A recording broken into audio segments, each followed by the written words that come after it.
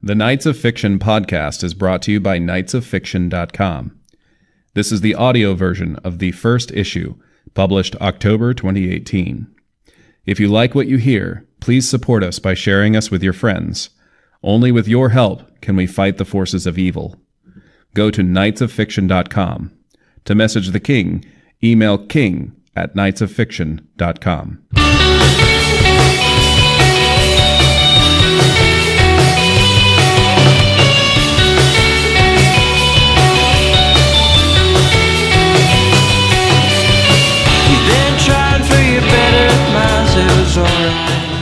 First, the King's Word. The Knights of Fiction began when I wrote a science fiction story and submitted it to a reputable magazine. In my cover letter, I said the following: "You won't publish this because you don't have the balls." Surprise, they didn't. It was then that I realized that if I didn't lace my stories with progressive virtue signaling, or if I didn't highlight the ills of the free market and venerate the virtues of communism, then I would never get published. Either that, or admit that perhaps I am bad at writing, which is in no way possible, of course. Either way, the result was the formation of the Knights of Fiction. If you like what you see and hear, then support us. If not, then go away and never come back. The Knights of Fiction is a gathering place for writers, poets, and artists who produce art that upholds the ideals of Western civilization: individualism, capitalism, and faith. We embrace Judeo-Christian morality. We detest postmodernism and all its trappings. The Knights are sworn enemies of the forces of evil who have held sway over the world of art and literature for decades. Join or support the Brotherhood today so that we may gain ground against the formidable foe and secure a bright future for all mankind. King Texicus.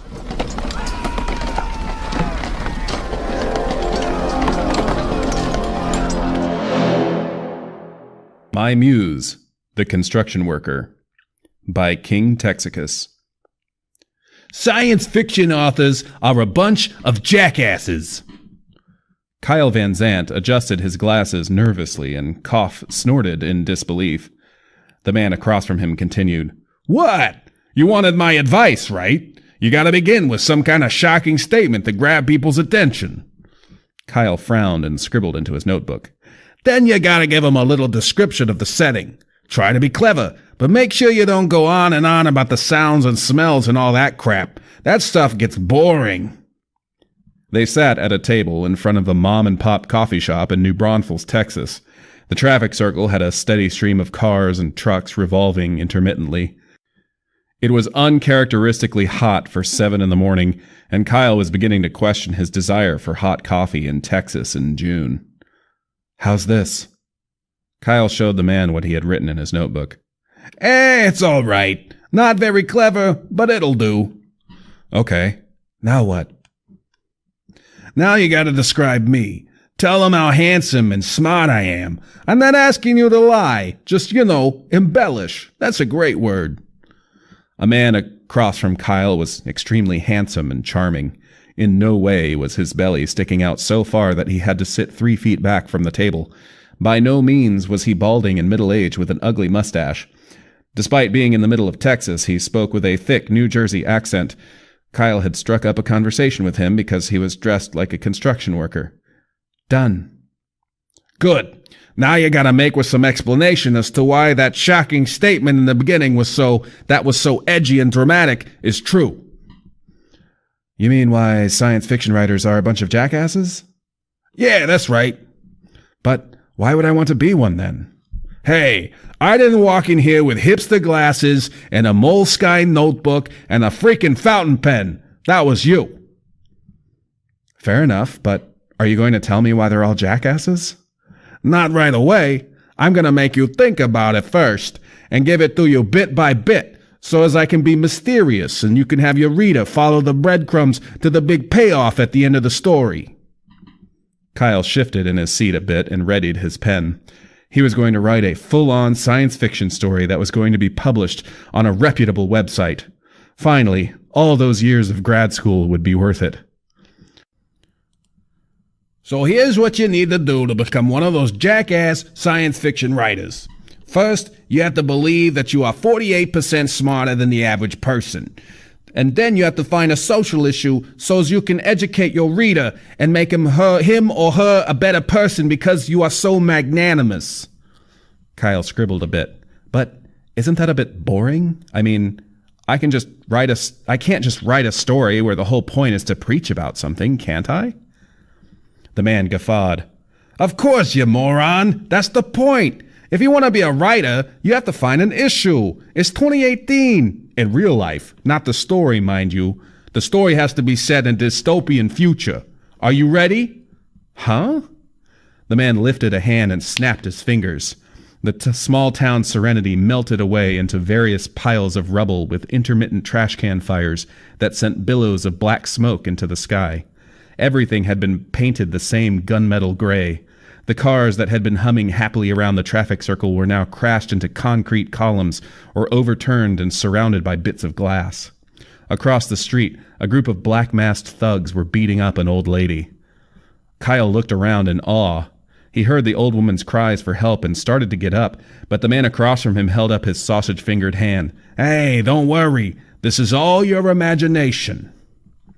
Kyle lowered himself slowly back into his chair. He started scribbling furiously away in his notebook, trying to etch all the details of this place into his memory. He was feeling more like a writer already. His mind was racing, trying to come up with different ways to describe the color gray. Then music started blaring from inside the cafe, even though it was 7 a.m. When he looked back at the man, he smiled, and he had changed. He wore a shiny latex jumpsuit with a highly popped collar, and a pair of sunglasses that looked like the visor of a motorcycle helmet without the helmet, and his hair, which before had been scant on his balding head, was now molded into a tall, dirty blonde coif that was shaped roughly as an upside-down trapezoid. Now make sure you describe the changes to my appearance. The man practically had to yell over the intense beat of the future music blaring inside. Why are they playing music like this in the cafe? Kyle shouted. This ain't a cafe anymore, genius. It's a club. The man did a little dance to the beat in his chair to emphasize the point. Look at your drink. Kyle picked it up. It had been changed from a coffee to something green. The plastic cup was clear, but it had blinking lights inside of it. It's soy-based. As a fine science fiction writer, you gotta signal your virtue to the world by showing the progress that humanity has made in your invented universe. What kind of club opens at 7 a.m.?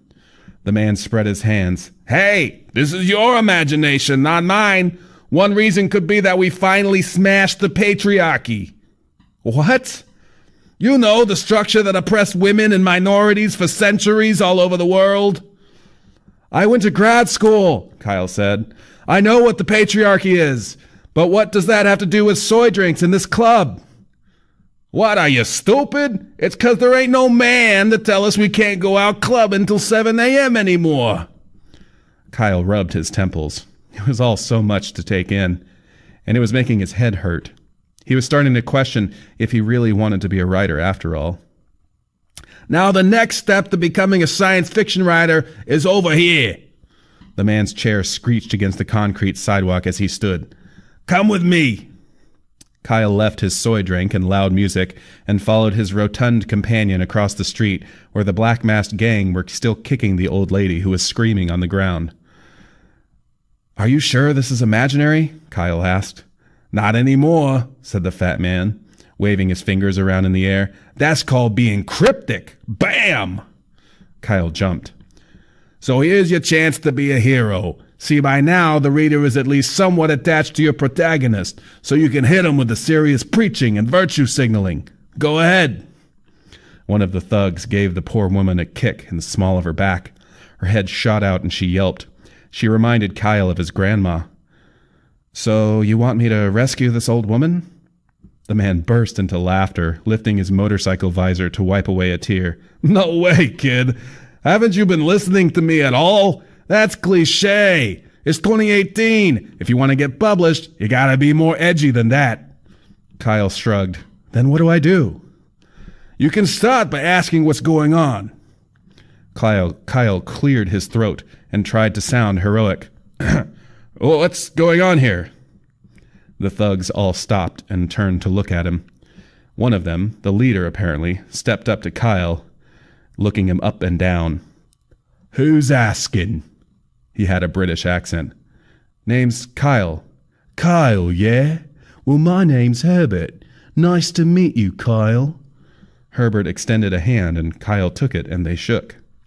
The fat man, hovering beside them, wiggled his fingers in the air and said, "That's called toying with the reader's preconceived notions." Bam!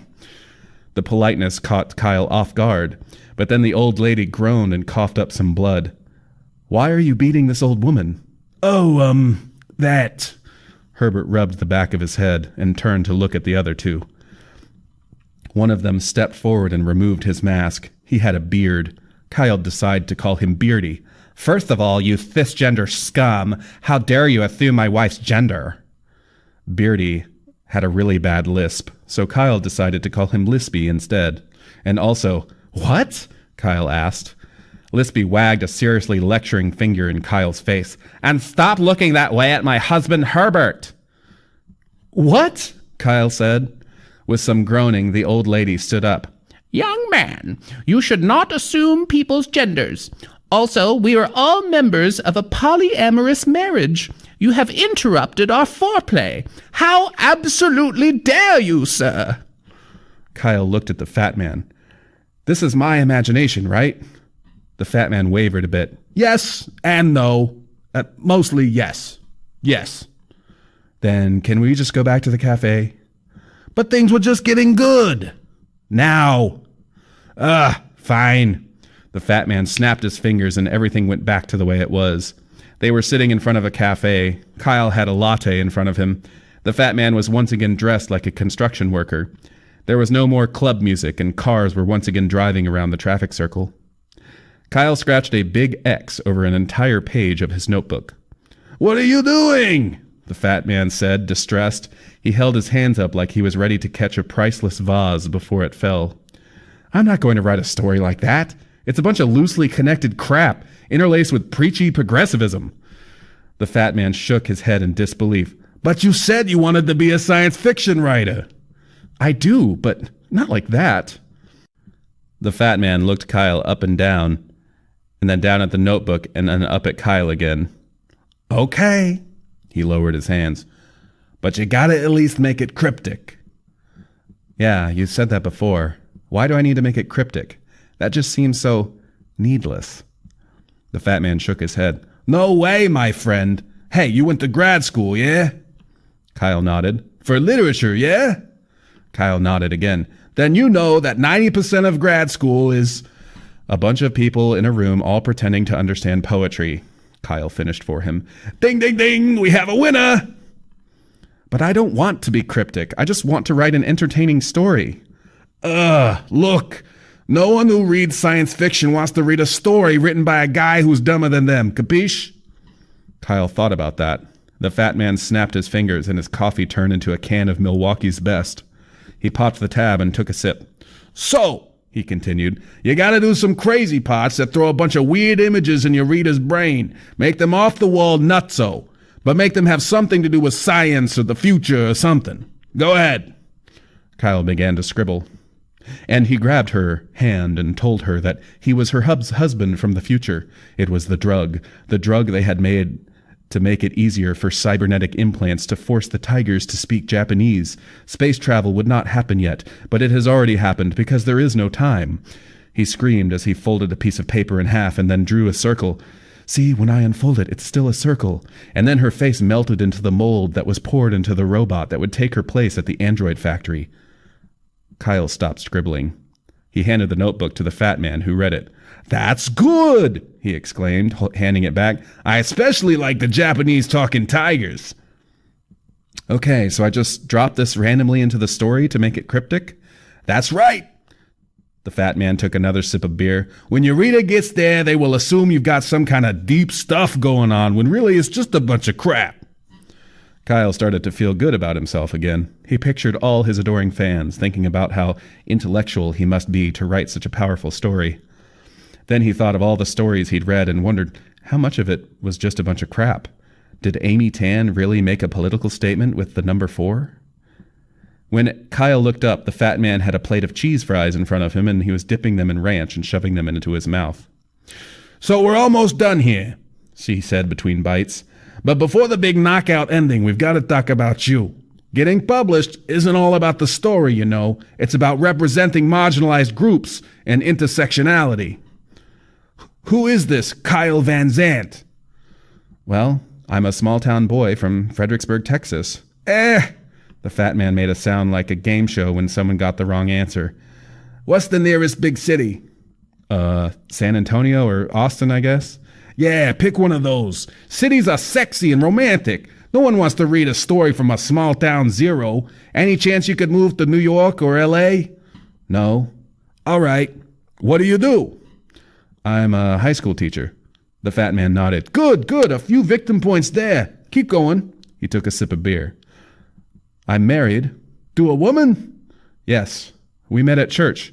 Christian church? Kyle nodded. Yes, and we have a baby on the way. The fat man put a hand on his chest. He coughed like he was choking, but waved his hand and recovered quickly.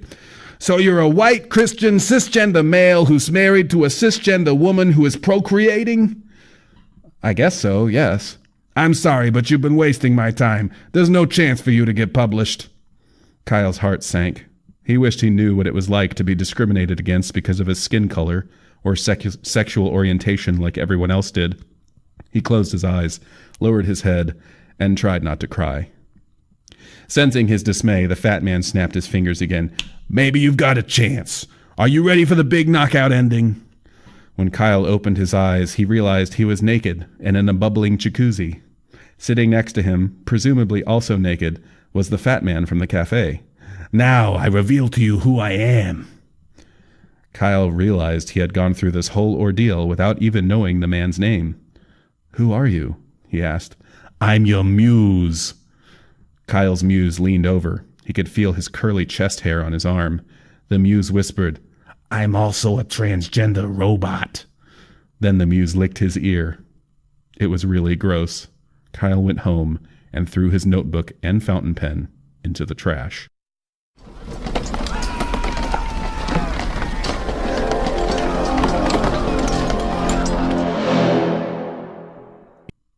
Not with a Bang or Even a Whimper, by Sir Boufsalot.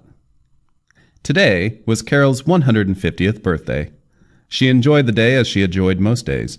She woke up to the sun rising and the greeting of her husband and proceeded with her familiar routine of watching the news, drinking coffee, and talking with her husband. Despite reaching a century and a half, something commonplace in 2150, Carol felt as energetic as when she was only 3/4 of a century old when she first entered the assisted living facility. She had the good fortune of living at a time when medical science had eliminated most cancers and illnesses afflicting the aged. Although she had slowed down somewhat over the years, this was mostly due to too much time in her recliner pod and penchant for unhealthy food. Her husband, John, was a little older than her, yet seemed more solid than ever. That morning, Carol and John were watching a report on protesters picketing outside the Capitol. According to the scrolling caption on the bottom, they were religious fanatics opposing a new health care bill that would benefit the elderly. Recalling her childhood days of Sunday school and Bible camps, Carol remarked, "You know, I never knew why anyone could bring themselves to do that." Do what? John asked. Oh, join some church and go protesting. I mean, this is 2150. Hasn't science shown that all that stuff is a bunch of hooey? Replied Carol. Hooey? John repeated, not understanding. Yes, hooey. Nonsense. Fairy tales, barked Carol, annoyed. The news soon switched to covering a recent celebrity scandal. Carol was looking forward to it and asked John to refill her coffee mug. Just as John moved to the door, the house alerted him of a visitor. He opened the door to find a beautiful young woman. It was difficult to specify her age or ethnicity since she had smart makeup and her hair conditioner that would hide all signs of age and vary in tone and texture according to her tastes. Underneath her cosmetics, she resembled Carol in her youth, but John could never notice these kinds of things and talked to her like a stranger. Hello? Can I help you? The young woman looked up, betraying some frustration and anxiety before looking away again. I need to see Carol DeLuna. John responded. May I ask why? Walking past him, the young woman told him, No, you really can't, and made her way to see Carol. Lost in distraction at the sound of the television, the taste of her coffee, the visitor who had just come in, and her own jumbled opinions about celebrities and their foibles, Carol did not think to say anything, but simply stared stupidly in the young woman's direction. This did not seem to bother the girl, who was busy cramming some anti-stress capsules into her IV wristband. Within moments, she calmed down from the tense person whom John beheld at the door. Still saying nothing, Carol gradually brought her senses and mind to focus on the beautiful young woman before her. The girl's face reminded her of something in her past, but she couldn't recall. So many decades of television and monotony had rendered her memory a bit foggy. Before Carol could talk, the young woman introduced herself in strangely scripted fashion. Hello, my name is Europa de Luna, 44, your great-granddaughter. Oh my, responded Carol. I have a great-granddaughter. How wonderful! And you're so beautiful. Thanks. I'd like to... I'm sorry, but who's your mother?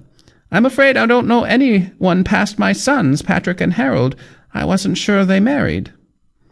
Patrick was my grandfather, replied Europa, back on script. But he didn't marry. He lived with a girl who eventually had my mother, Oceana. My mother didn't marry either. She decided to participate in the New Generation Project, where she donated her eggs to the Ministry of Demographics and Social Health. I'm the offspring of Generation 44, which includes your family line, among others. Carol stared, evidently puzzled.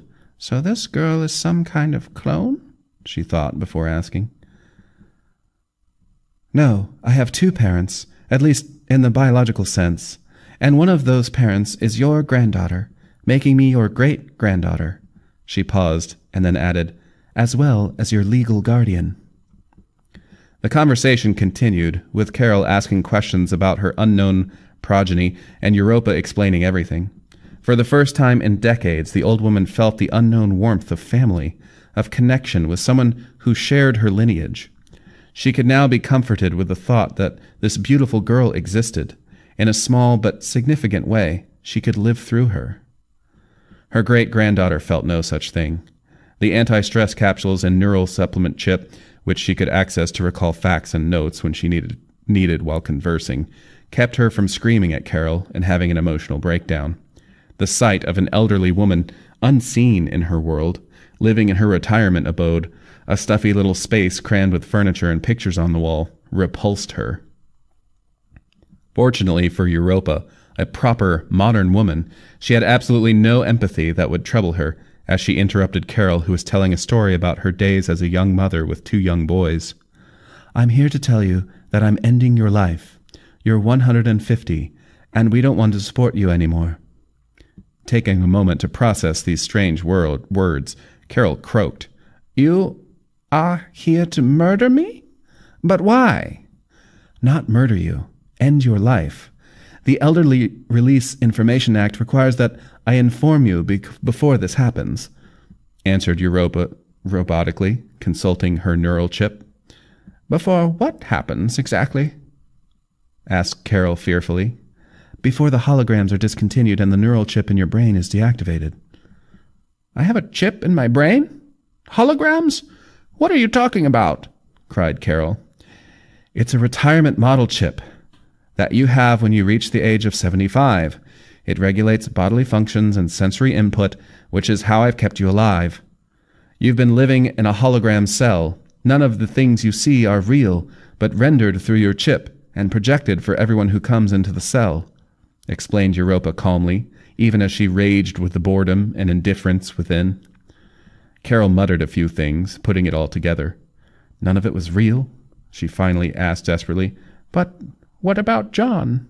Are you going to kill him too? Shouldn't he be killed or deactivated too?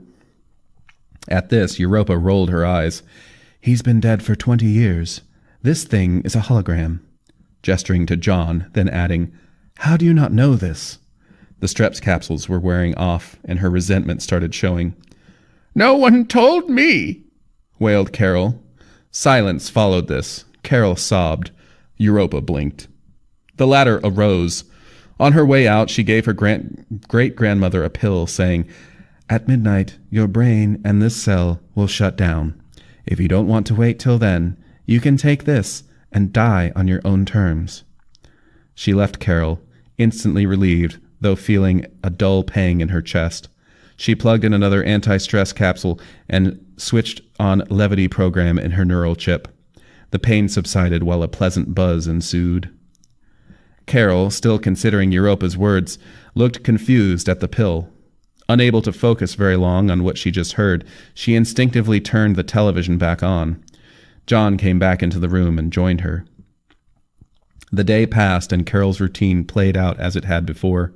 She eventually dismissed the conversation with her great-granddaughter as some strange dream, the kind of thing that happens when one turns 150. Thus, that would have been the longest day of her life become as short and forgettable as the rest. Nevertheless, a seed of doubt had wedged itself deep in her mind and kept her from going to sleep at the usual hour. Night fell and she started worrying. What if it were true, she wondered. What if this is my last day? What's going to happen to me? My goodness, it's almost midnight. The haze of doubt made her cold. She stared at Europa's pill that she left on the television. In that final minute, she considered praying and even started to kneel.